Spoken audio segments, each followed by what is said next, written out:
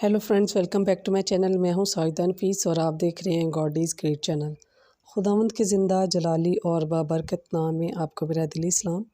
मेरा ईमान है कि खुदावंद के फजल व करम से आप खैरी से होंगे।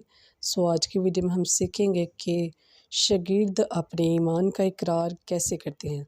सो वीडियो का अंत तक ज़रूर देखिएगा और अगर आपको मेरी वीडियो अच्छी लगे तो लाइक और सब्सक्राइब ज़रूर कीजिएगा ताकि आपको मेरी नेक्स्ट आने वाली वीडियो सबसे पहले मिल सके और आप अपने ईमान को खुदावंद पर और ज़्यादा मज़बूत और पुख्ता कर सकें। सो चलिए चलकर शुरू करते हैं अपनी वीडियो को और देखते हैं कि शागिर्द अपने ईमान का इकरार करते हैं। इस हवाले से कलाम मुक़द्दस में हमें क्या दर्स मिलता है।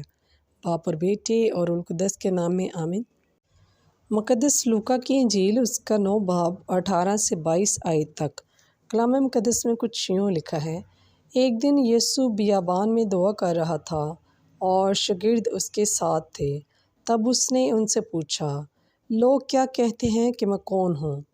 उन्होंने जवाब दिया, कुछ कहते हैं यूहन्ना बपतिस्मा देने वाला, कुछ एलियास नबी और कुछ कहते हैं कोई नबी दोबारा आ गया। लेकिन तुम क्या कहते हो कि मैं कौन हूँ? तब पतरस बोल उठा, हम मानते हैं कि तू अल मसीह है, वही निजात दहिंदा जिसका खुदा ने वादा किया था। यीशु ने अपने शागिर्दों को मना किया कि ये किसी से ना कहें।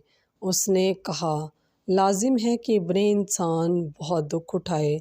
बुज़ुर्ग और सरदार काहिन और उलमा उसे रद्द कर दें और मार डालेंगे, लेकिन वो तीसरे दिन जी उठेगा। यीशु ने ये अपने मुतल्लिक कहा था। बस पाक कलाम के पढ़े और सुने जाने पर खुदावंद की ख़ास बरकत हो, खुदावंद का शुक्र हो। सो मेरे अज़ीज़ों, खुदावंद इस कलाम के वसीला से आपको मुझे बहुत सी बरकत से नवाजे। अपना और अपने प्यारों का बहुत सारा ख्याल रखिएगा, दुआओं में याद रखिएगा। खुदा हाफिज़।